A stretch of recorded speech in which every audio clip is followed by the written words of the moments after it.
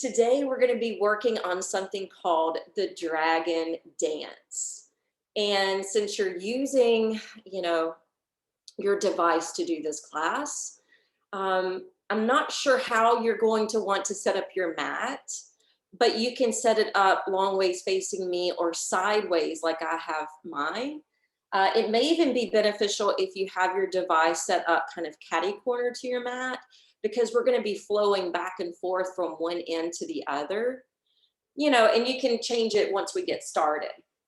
But the dragon dance is something I only learned a few years ago in all my 20 years of doing yoga. And I brought it into the studio several times, and we haven't done it in a while. And I was reminded of it. And it's based from the yin lineage, but it's not the traditional yin that you think of. It's not where you get into a deep, stretchy, grounded pose and just hold it and marinate in it for a long period. Instead, it's based on the yin lineage because it's very fluid and graceful and water-like. We're not going to be as structured or be concerned as much about alignment through the practice, so that we can be more fluid. Yin relates to the element of water, which is why it's going to be very watery. But there's a myth, a story that goes along with this.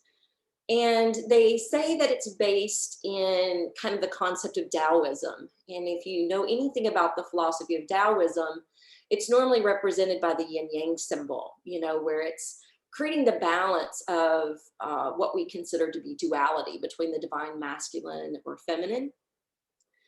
And I'll go ahead and share the myth. There's two characters in the story. One is the hero and the other is the dragon. The hero represents primal urges, the will to, or the idea of chasing pleasure. We chase pleasure with our senses because it brings us joy, it brings us satisfaction. And so this hero is not only chasing pleasure, but he's also chasing success. How can he succeed in life? How can he achieve whatever he's wanting to achieve? And there's some Sanskrit terms that come in with this. Kama, which represents the pleasure. It also represents the aversions, what you want to deter or stay away from.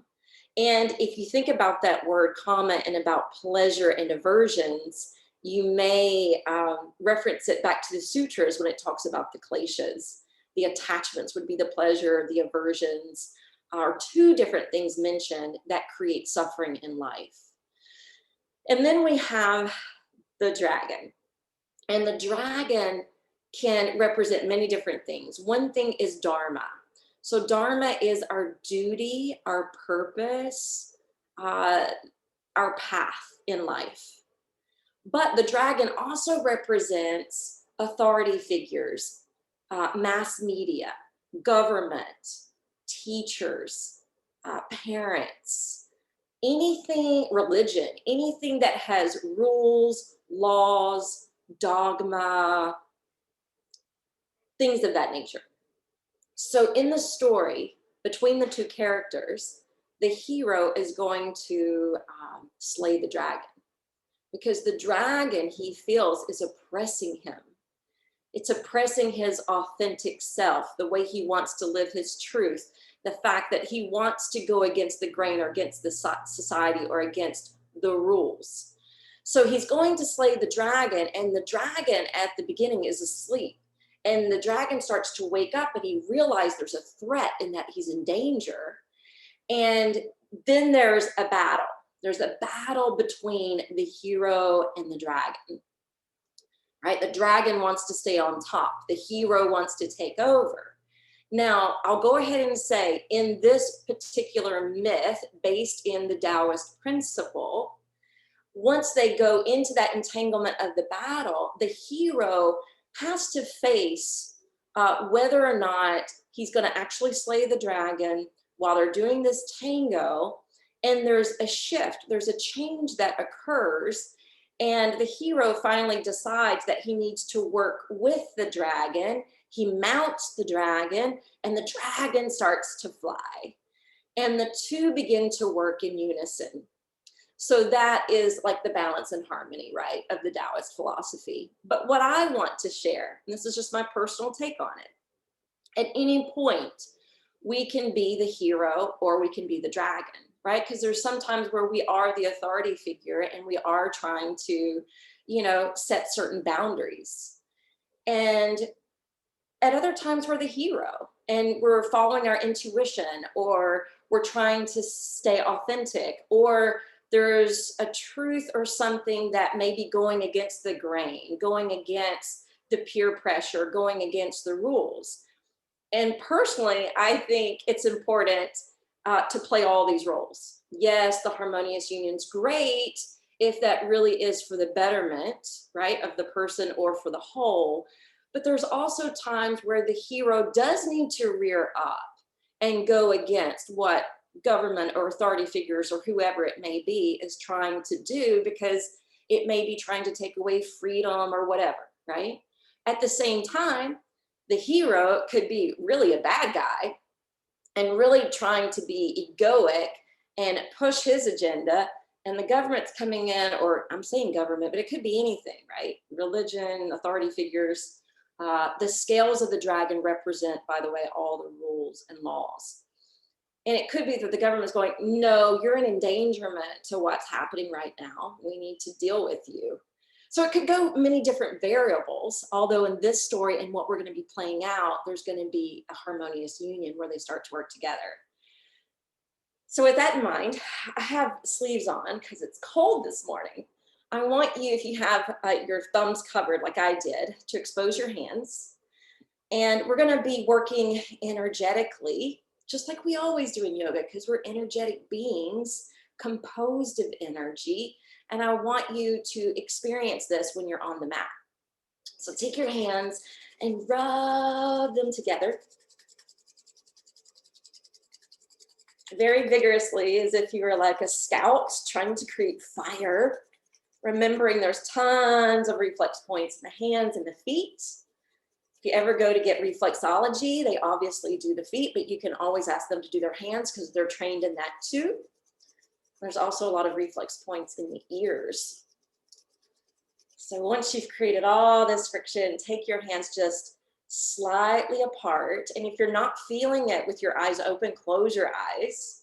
Closing the eyes can really help you to tap into more of the subtle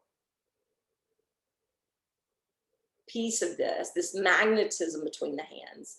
And then you can even create a ball of energy, separating the hands, slightly curling the fingers in. And I want you to take one hand up, one arm down, and just imagine you have a ball that you're twirling. And the palms face each other. And then come back to center.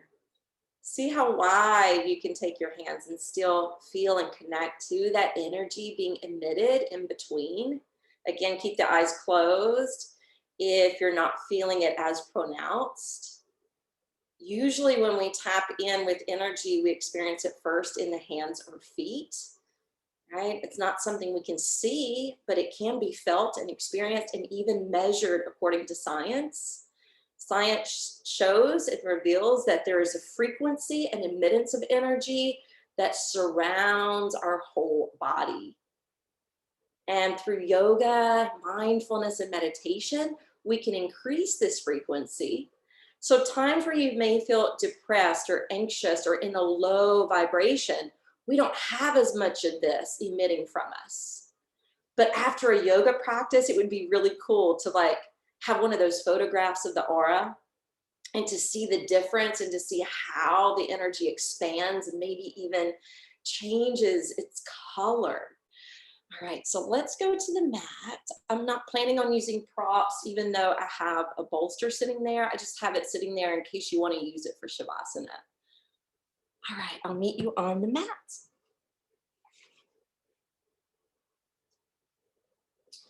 So when you come to the mat, begin by lying down on your back, please.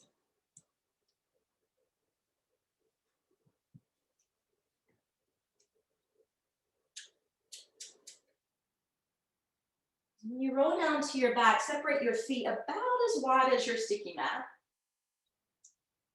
Let your hands rest on your belly. Shoulders slip down from the face. Heels push out in front of you, and then you can relax your ankles.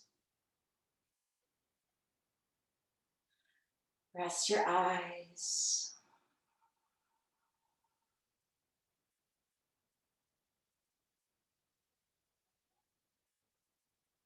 Immediately begin to invoke your breath, calling it up to your attention. And instead of allowing it to operate on autopilot, start to take personal command over it.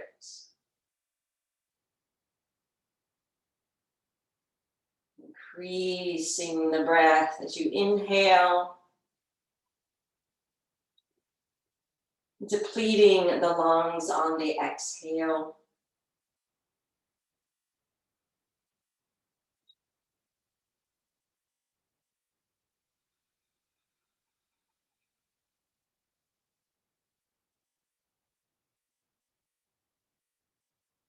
Breathing in this diaphragmatic way.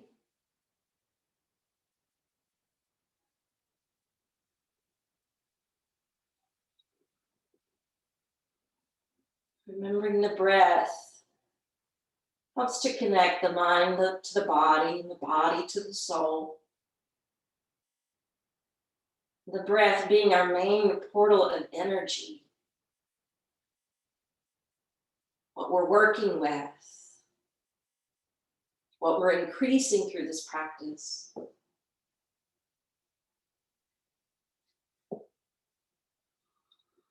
On your next inhalation, let's go ahead and bend the knees. Bring the arms beside you and flatten your palms. As you inhale, ground your feet. Circle the arms up overhead. Tuck the tailbone. Lift up to Setu Bandhasana. We're going to do the abdominal breath flow.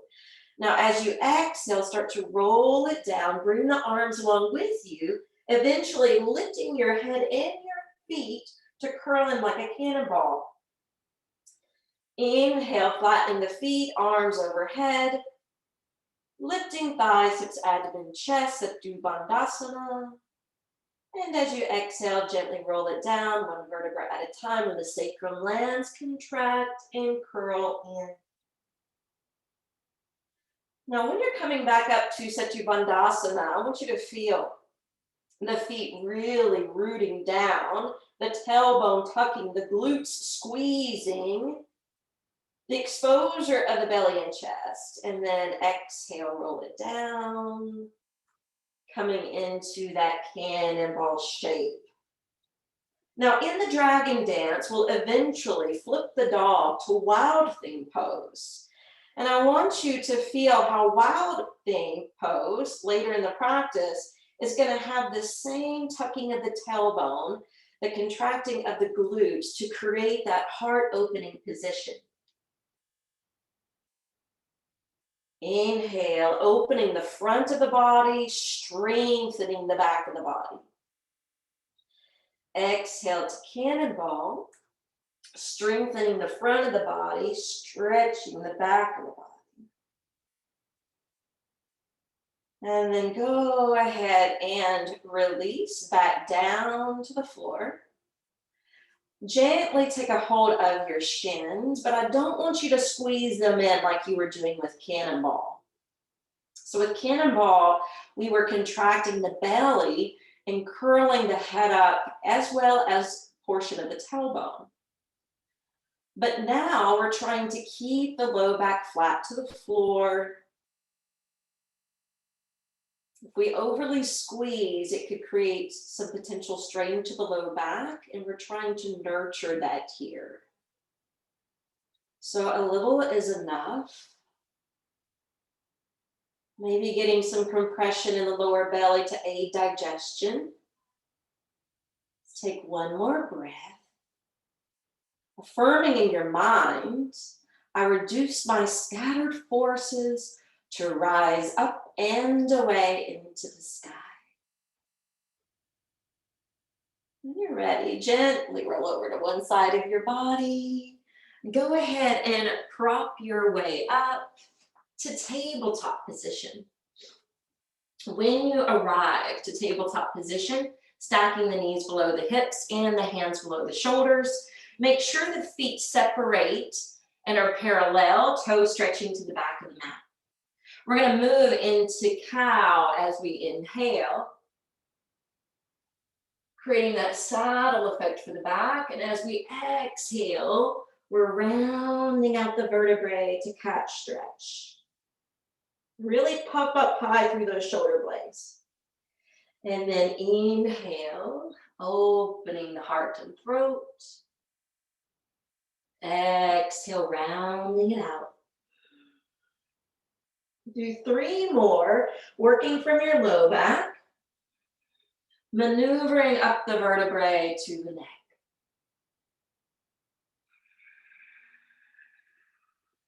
Letting your breath lead and guide your movement.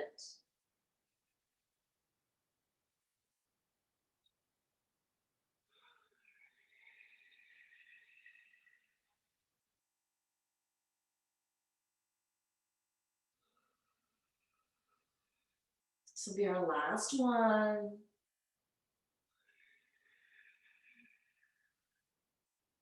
Since wild things involved, we need to warm up the spine. And then come to a tabletop position again. We're gonna rock forward to upward facing dog. And exhale back into extended child's pose. Inhale, rocking into Urdhva Mukha Svanasana.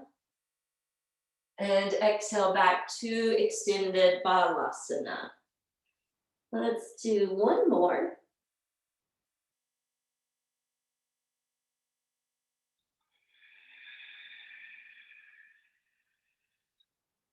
Now pause in child's.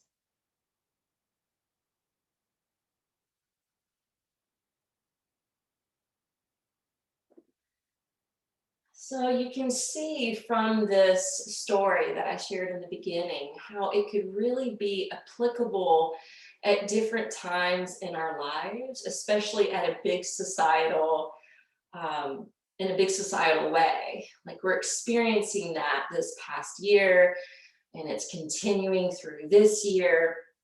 Remember, the theme for 2021, according to numerology and astrology, is all about reclaiming personal freedom and power. So if we're reclaiming our personal freedom and power, you know, what does that mean? I feel like it's the hero's journey. On your next inhalation, rock up to hands and knees, curl your toes under, launch into Adho Mukha Svanasana, your downward facing dog. Now, downward facing dog does come into play with this dragon dance. And since we'll be flipping the dog, you know, that requires an openness in the inner thighs and the hips. So we're going to warm up for that now. Make sure there's not too much space in between the big toes, maybe just a couple inches. And this way you can fly your right leg skyward, press into the hands, keep reaching up through that right heel. And then as you exhale, bend that knee, shift the right knee to look skyward as you spin open and rotate through the hips. Drop your head, gaze up underneath that right arm.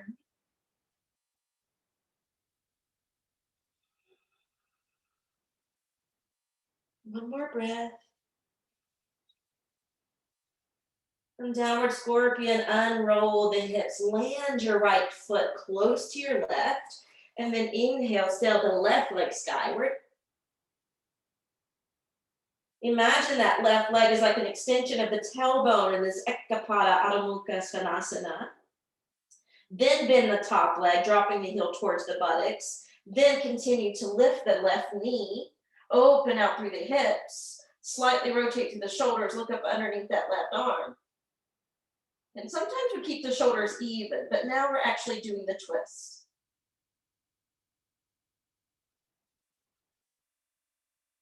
Exhale, unroll and land your left foot. Once both feet are grounded again, you're going to step, meditationally walk 1 foot at a time, all the way to the top. Now you can be yin or yang here in your approach. So if you want dangling pose where the knees are bent, the feet are light, the upper body's loose or cupping your arms, you can do that. If you want it to be active, press down through the soles of the feet, activate your calves, lift through your knees, contract your quads, and approach it in a more muscular way. I'm going to go back to yin. Feel free to nod your head no. Feel free to nod your head yes. Feel as though there's a valve opening up at the crown of the head, and all worrisome thoughts are pouring out and away. Affirming here, nothing and no one on this earth can hold me down or back, right? That's the attitude of the hero when he's going to slay that dragon. On your next inhale, sweep the arms to your sides and up overhead. We're coming into upward worship at the top. Palms come together, gaze up towards the hands, Hasta Drishti. Reach up through the side lats, and then exhale, bring the hands down into your heart space. All right, I think we're ready to begin the dragon dance. All right, so we're gonna land and stack on the left foot, broaden the base, spread the toes. The right knee is gonna lift with the arms, almost like a Karate Kid style. As we exhale, we step the right foot back, lower the arms, we turn to the side, bring the hands to the core. We continue to turn the right foot to face the back of the mat, spin to the ball of the back foot, and the left arm reaches out and the right arm back behind. Inhale, we turn back to center, swiveling on the feet. We turn the left foot back to the front of the mat, spin to the ball of the right foot, extend the right arm forward, left arm back. And then we're doing the same approach, swiveling back and forth from side to side. This is just like the little warm up, like the hero going out to find the dragon. All right, so the next time we turn to face the front, we're gonna bring both arms up. We're gonna lift the right knee towards the abdomen and then exhale, hands to heart. All right, we're just flowing through this warm up. This time, land on your right foot. Elevate the left knee and hands, that Karate Kid style. Step back with your left foot as you lower the arms. Inhale, turn to your left, hands to the belly. Spin on your feet, right arm forward, left hand back. Inhale, turn. Hands to the belly. Turn to face the front, left arm forward, right arm back. Okay? Continue this approach.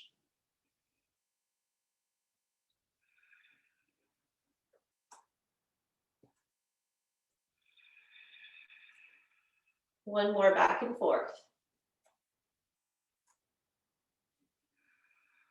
It's very Tai Chi-like to me. Now when you turn to face the front, both arms lift this time. We balance on the right leg, elevating the left knee. And then hands join back to prayer as we ground that foot. All right, we're gonna add in a little different element this time. Left foot lands down, right knee lifts, Karate Kid style. Step your right foot back, turn to the right, hands to the belly. This time when you face the other direction, your right arm will sweep back. You're going to take more of a twist, right hand across the belly. Inhale, center. Exhale, turn to that crescent lunge. Left arm back, right hand crosses over the belly. I think you know what to do now.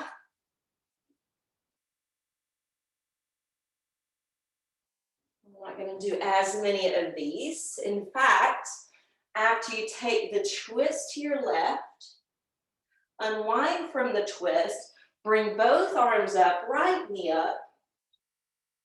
Exhale, foot down, hands to heart. We'll take it to the other side. Land down through the right leg, lift your left. Exhale, step it back, turn to the left. Take that crescent lunge, left arm back, right hand across the belly. It's more of a twist than we did before. Inhale, center. Exhale, crescent with that added twist. All right, movement should be fluid and graceful. And I know it does challenge our balance. So try to be in a space with less distractions if possible. Now turn to face the front. Elevate the left knee, arms lift up. Exhale, hands to heart. All right. I hope you're doing well and following along okay, because I know it's different. We're going to add in some more elements now. We're going to keep the right foot on the floor. The left knee lifts and the arms lift. As we exhale, we step the left foot back. We're going to come forward over the front thigh, taking the arms back. Inhale, arms up to crescent. Exhale, goddess arms hang back like a little back bend. Inhale, straighten the spine, arms float up. Exhale, hinge over the front thigh, arms lean back like an airplane. Inhale, crescent. Exhale, goddess arms. Inhale, crescent. Exhale, fold over the front leg. Burrow down the big toe to keep the knee stable. Inhale, arms up.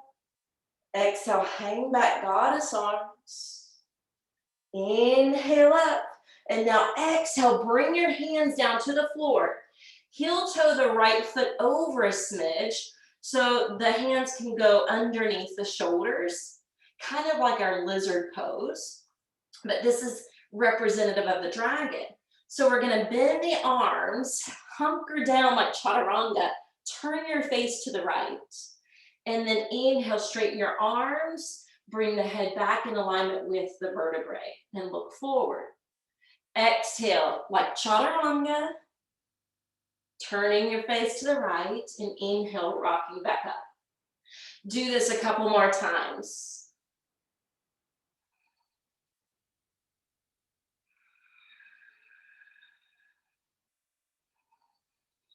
Inhale, step it to plank.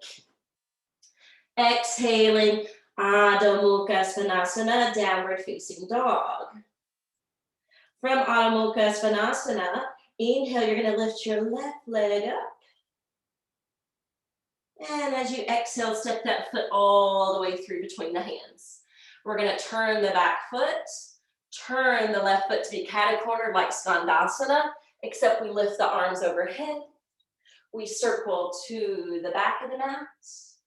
Take it back to that front foot and inhaling up. Exhaling like that side lunge Skandasana, sweeping back over, inhaling up. One more.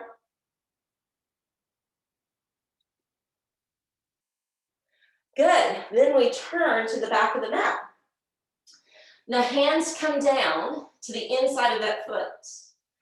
We drop low, turn the face to the right. Inhale, straighten the arms, bring the head to center. A few more. Flow with breath.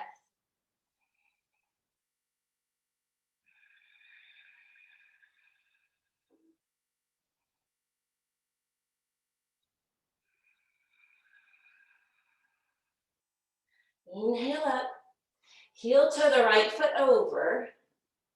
When you're ready, inhale, crescent. Exhale, hang back, goddess arms. Inhale, crescent. Exhale, fold over the front thigh.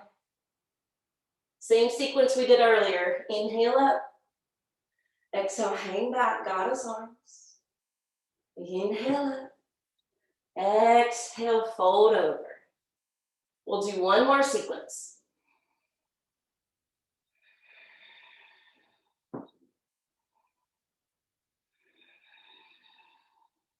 Once you're hovering over, we're going to stand on the right leg, lift the arms and the left knee. Exhale, hands to heart. We get to take that to the other side. Land down on your left leg. It's a little cardiovascular. I don't know if your heart's racing. Maybe it's because I'm talking. Right knee lifts, arms lift up. Exhale, step it back, hinge over the front thigh. Inhale up. Exhale, goddess arms. You know what to do.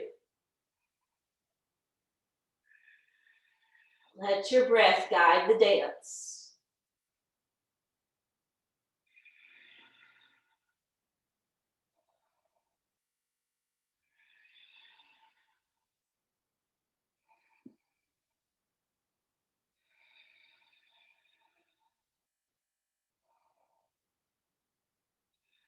This time when you bring the hands down, heel toe the left foot over to the side. Flatten the palms below the shoulders. Hunker down, turn your face to your left. Inhale up. Exhale, drop it low. Repeat.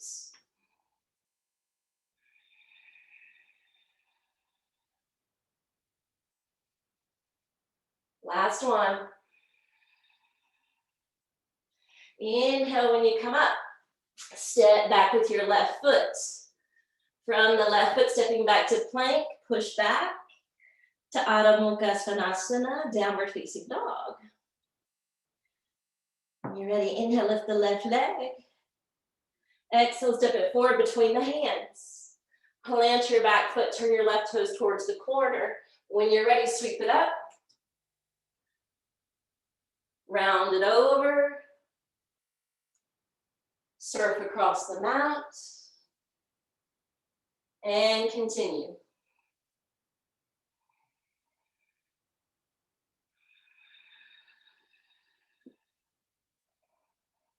The next time you come up and you turn to face the front, land your hands, heel toe the right foot over when you're ready.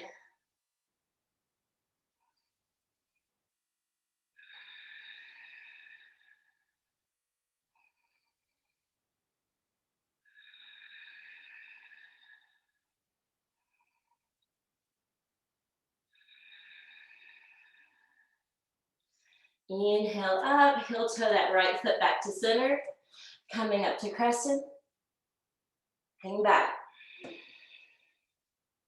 Inhale, crescent. Exhale, forward fold. Continue.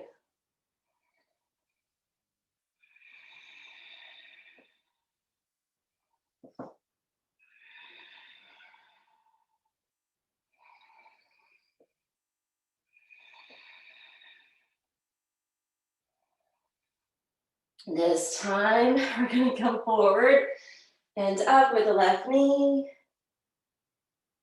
Exhale, foot lands, hands to heart. Whew. We still have one more of these acts to play out, but first take your hands over your heart. Place it over your heart because the heart is said to be the biggest energy center in the whole body. The most profound energy center in the whole body. The highest electromagnetic field stemming from the whole body. And they say the true mind actually rests in the heart. It's like it is said, the seat of the soul resides at the heart, the metaphysical and spiritual essence of who we are.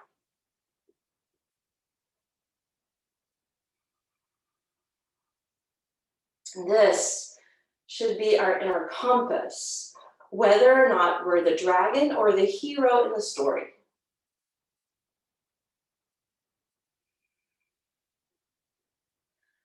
Relax your arms.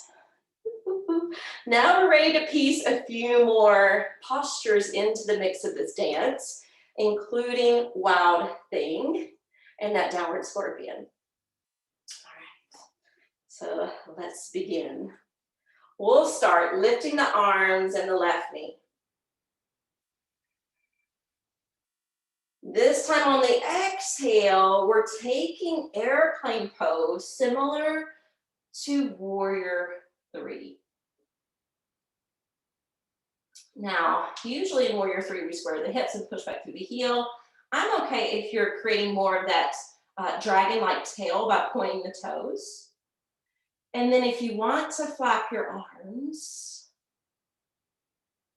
you can mimic the dragon flapping its wings.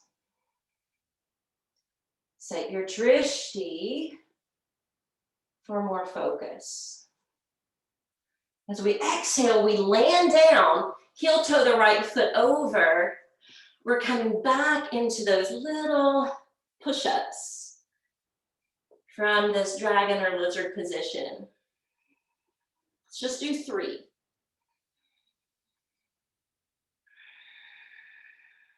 And then inhale when you come up, take that right arm skyward. You can even wing the right knee away if you'd like. Exhale, heel toe the right foot over. Bring the right hand down. We're stepping into plank. From plank, press back, downward facing dog. From downward facing dog, lift your right knee up. Once that right leg flies up in the air, take your downward scorpion. From the downward scorpion, if you want to swivel on the left foot, take the right foot down, tuck the tailbone, lift up, arch back into Wild Thing. Right? Feel what you're doing in Wild Thing. That's very similar to what we did in Bridge. When you're ready, flip the dog. Stack the feet side by side, push back. Adho Mukha Svanasana. When you're ready, inhale, the left leg's gonna rise. Exhale, step that foot all the way through between the hands. Turn and press your back foot down, turn the left toes towards the corner. We're coming up and over. Inhale up. Exhale, take it over to the other side. Just doing 3.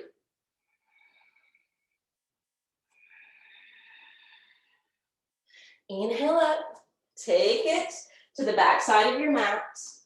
Right foot's in the lead, heel toe it over. 3 of those little push-ups.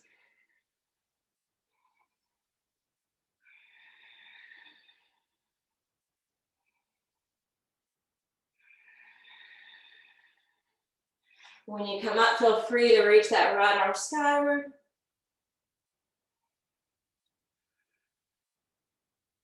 Exhale, bring the hand down, but heel toe the right foot over to the center, because now we're launching back into airplane, what represents the dragon. And you can stay still or you can flap your wings. Better yet, if you want to amp it up more, you can bend the standing leg and swoop down towards the earth and inhale, come back up.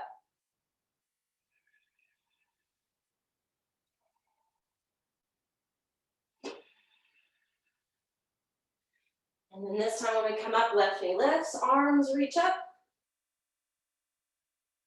Exhale, hands to heart. And now we get the other side. Ooh, it's a lot to remember. I hope I'm getting it all correct. Okay. Bring your hands to prayer position at your heart. When you're ready, we're landing on the left leg, lifting the right knee. Exhale, we take dragon, Shavasana. At first, maybe just being still or just flapping your wings. You'll have another opportunity to work the leg if you just want to operate your arms.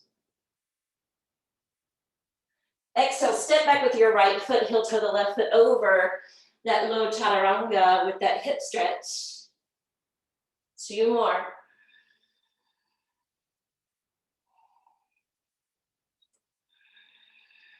So we're in the battle now, by the way, between the hero and the dragon. We'll be exposing ourselves, belly up, where the hero has the potential to slay us, but then decides not to. All right, bring that hand down, heel toe the left foot towards the center, step back to plank. Exhale, downward facing dog.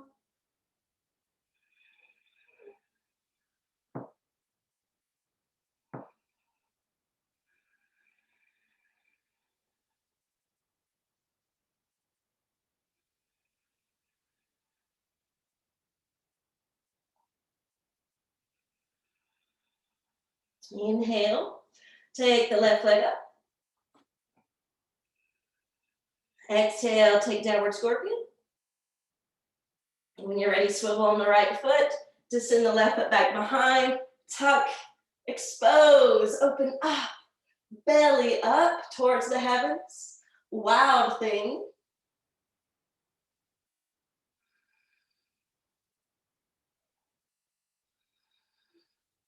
Now flip the dog.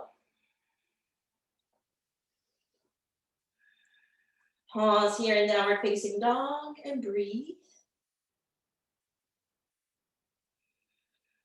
And then inhale, the right leg lifts. Exhale, step it through between the hands. Turn and press the back foot down, spin the right toes towards the corner, and we're doing the circles.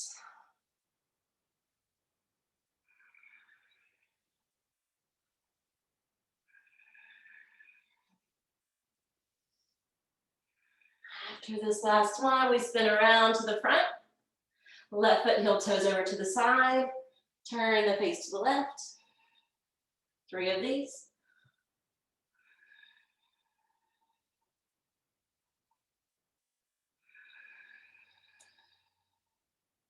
Open up into the twist.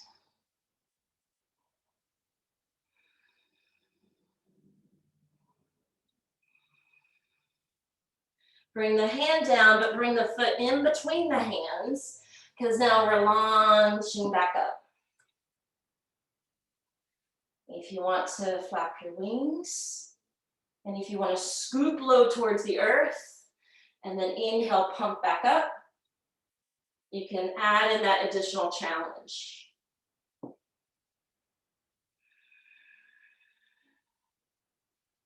Eventually the right knee lifts, arms as well. And hands to the heart. So that final flight that we did at the conclusion was the hero mounting the dragon and them flying and working together as one. All right, hands over the heart. Feel your heart beat. Remember, as we regulate the breath, as we slow down the breath, it helps to have a similar effect on the mind and the heart. So slow the heart rate by slowing your breath, slowing the wheels of the mind by slowing the breath.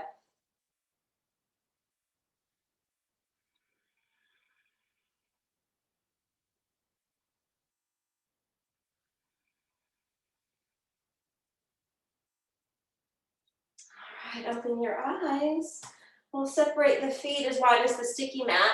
We're gonna sit back with our hips, come to bear pose, resting the elbows to the knees, gazing straight down.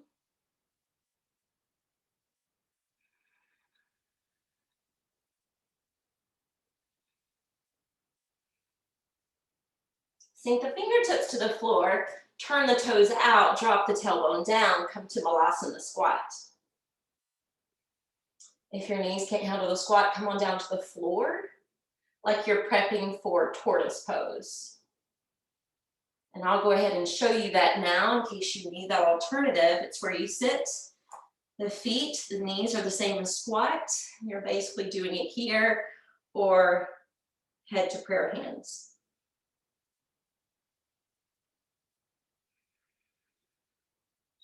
For those that have been holding the regular squat, you can join us in this one.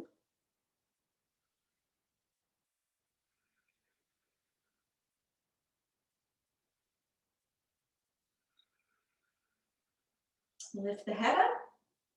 Bring the soles of the feet to meet. I'm going to turn to face you now. With your feet close together, right, that crack where they separate, drop your thumbs down into that space and then manipulate the feet to open up like a book. Lift your chest and exhale, forward fold. Find your level of flexibility wherever that is. And breathe. Affirming to yourself, secure in myself, I accept whatever is. Secure in myself, I accept whatever is.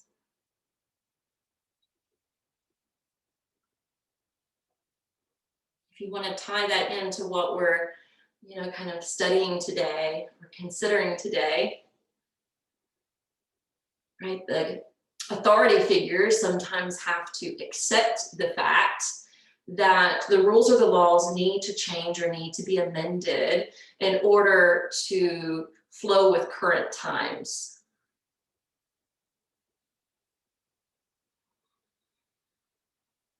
And the hero has to accept whatever is because it may not be in his fate to succeed or to achieve what he desired.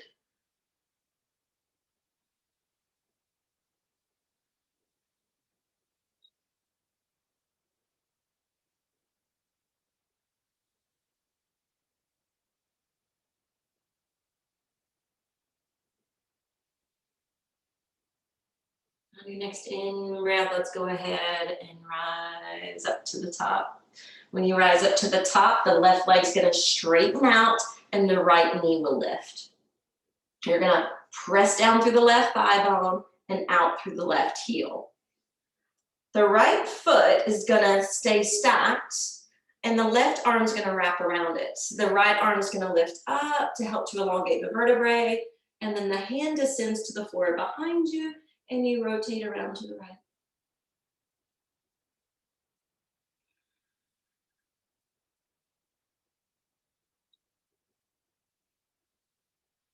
Channel your breath up and down.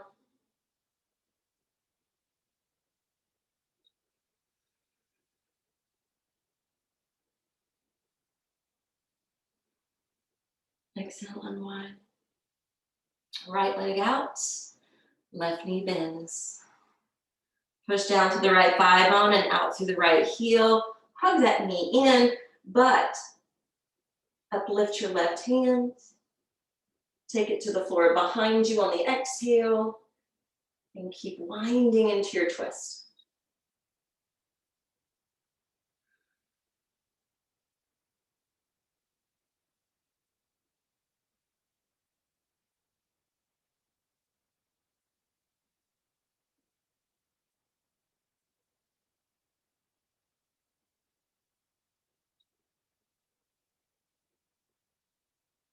And exhale, release.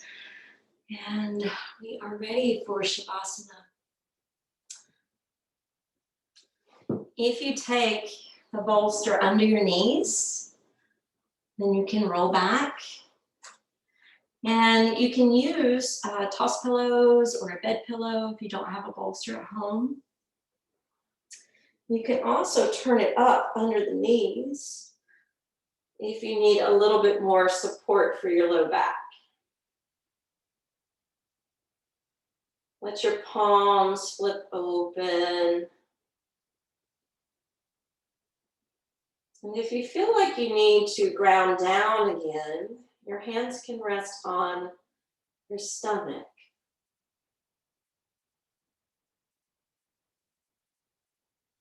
Check in with your body's temp. If you feel cool, feel free to go find a blanket to cover up with.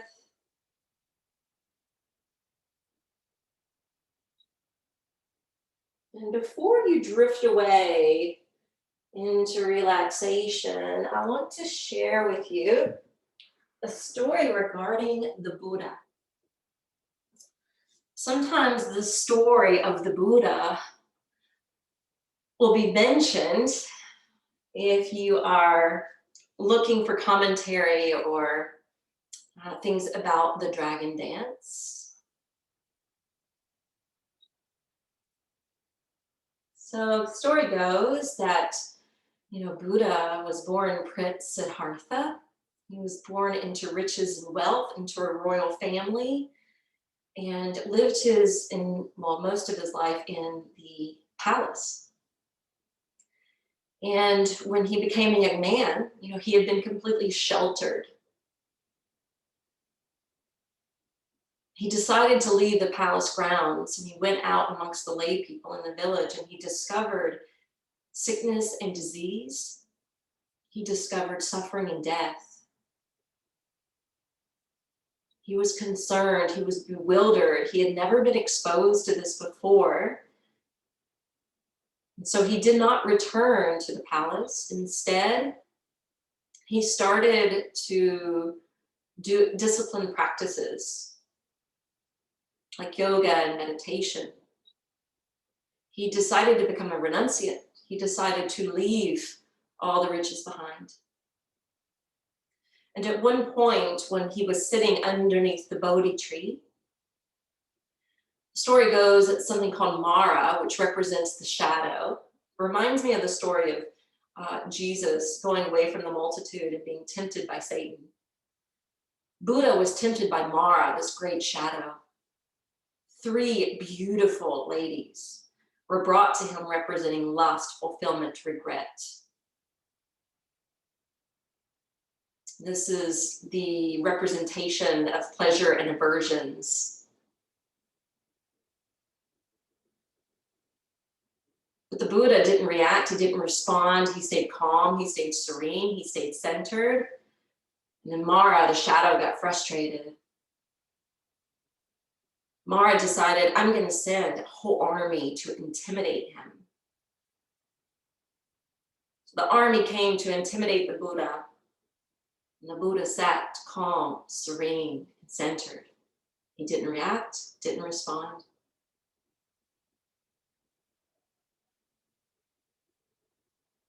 So then Mara, the shadow, said, okay, one more temptation. I'm going to bring the temptation of Dharma. Prince, why aren't you at the palace? Why aren't you serving as the prince? This is your duty. This is what you were born to do. Right? Trying to lay on the guilt. But Buddha sat calm and serene and centered and didn't react and did not respond. And therefore, the Buddha became enlightened. So the Buddha in the story transcends the dragon and the hero.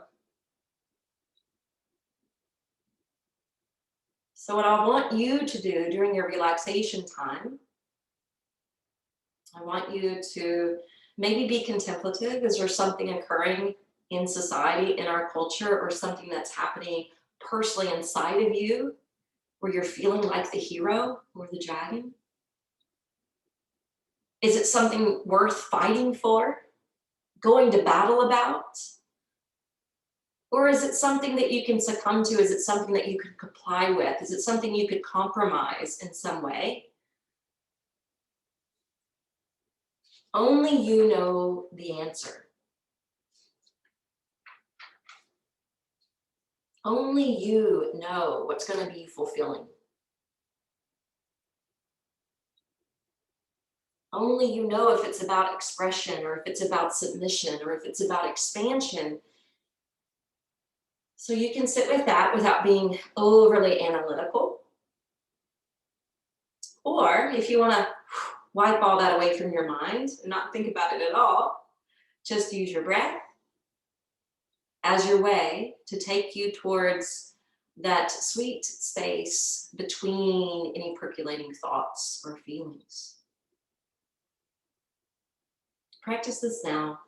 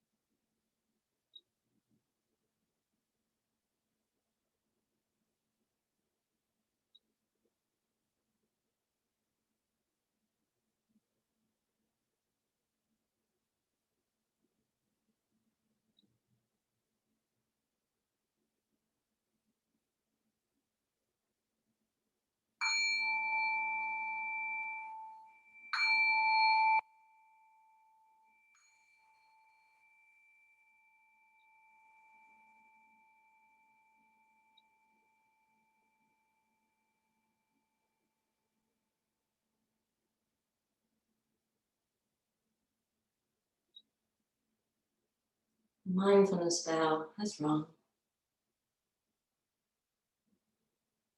If you hear that sound, then you come back to your breath, open it up, and then start to create a little movement in your hands and feet. And eventually exiting out of the pose that you had chosen. And come up to join me in a more formal seat. Spine erect, eyes closed.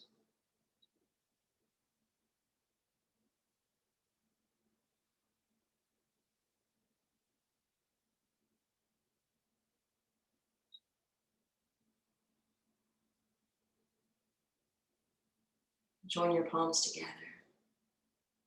Bow your head. Om, Om, Om.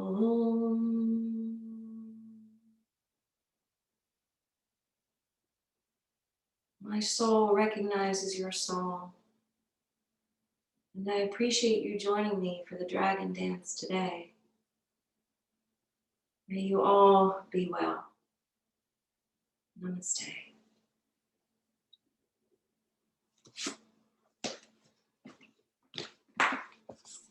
Thank you, Robbie.